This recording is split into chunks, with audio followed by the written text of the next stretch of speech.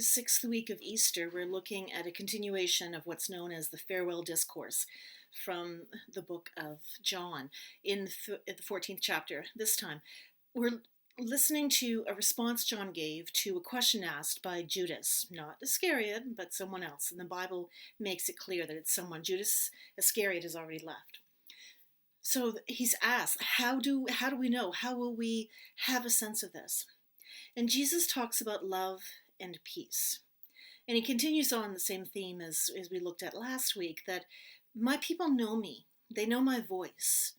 Love is how they recognize it. He also mentions that people won't necessarily hear it if they don't listen to Jesus, if they don't recognize the message that Jesus has given. Because the whole concept that a faith is based on love is really odd. Even in the first century, anybody who was involved in a house worship or in the corporate worship of the Roman Empire, or even the Israeli worship that was happening at the temple, there was a system of rituals you had to perform. And there was a way you were expected to act. All of this stuff seems so natural. We even have that today. Every religion has their expectation of behavior and rituals and participation. And if you don't participate, how can you possibly be of the faith? So the concept that all you need to do is listen with the heart of love it's uncomfortable. It's radical. It's what do you do with this? How do you really respond to that? And that's the kind of thing that Jesus followers are asking. How are we going to know? You say you talk to us specially, but you're not talking to the rest of the world. So how are they going to know what we have to say? How are we going to know that there's anything valid here? Is this just a whole bunch of words to make your friends feel better? These are genuine questions that the disciples would have asked. And then Jesus goes on to talk about the coming of the Holy Spirit.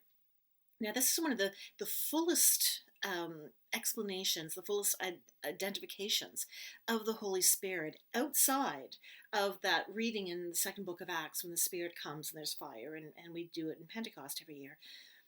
But the fact that the advocate, the helper, is coming.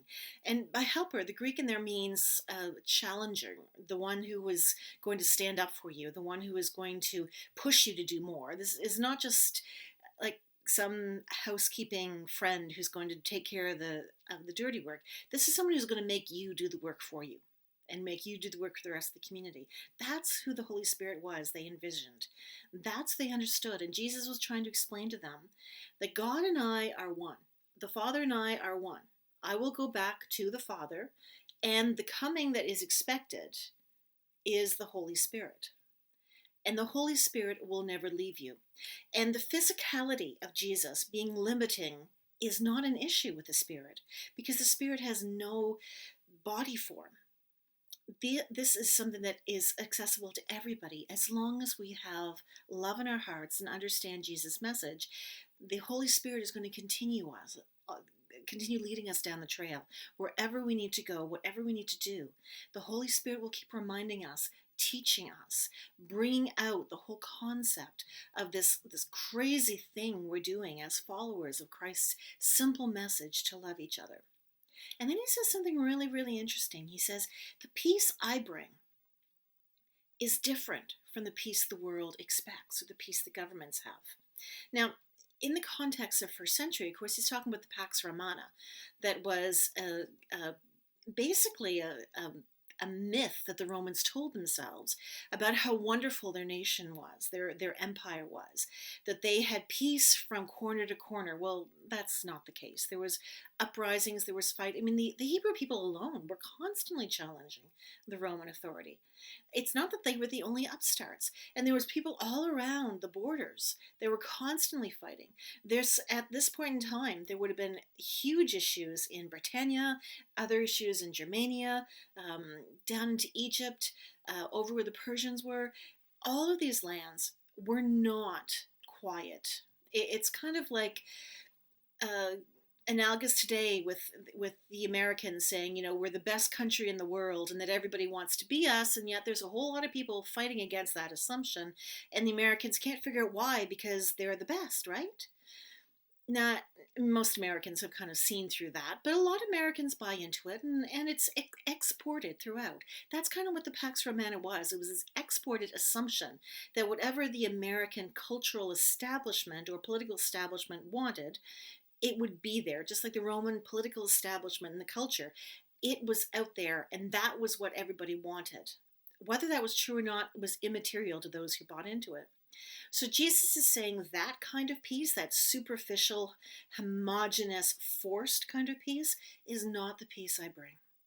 The peace I bring, and we can look at the scriptures for this, the peace Jesus was bringing was the sense of contentment, the sense of wholeness, the sense that we are in harmony with our neighbors, that everybody has enough, that we're not having to struggle for the basics anymore, that one culture did not dominate, one people did not dominate, one religion did not dominate. Because remember, at this time, Christianity was not a religion. Neither was the Hebrew tradition. There wasn't any religion as we understand it. That came some centuries later. It was a way of life. It was a lifestyle, essentially. The earliest followers of Christ, they were called people of the way. They followed what they assumed to be the way Jesus was teaching them. And that is all they knew, and that's all they needed to know or cared to know. They just had to know to do it in love. And that's what Jesus kept telling them. And it ultimately, his answer to Judas, not Iscariot, was love. Go out there and do what I do. Go show people your behavior, your actions, your treatment. All of this will make sense in hindsight when I'm gone and the resurrection has happened. He assured them of that. But go and trust. Afterwards, all of this is going to be clear. You just have to do as I ask and know that I am one with the Father, with the creating God. There is no separation between Christ and what they understood as God. Same with the Holy Spirit. There's no separation. So we have the earliest inklings, the earliest hints of a Trinitarian understanding of God, with the promise of peace that surpasses everything we will understand. And the key to that is love.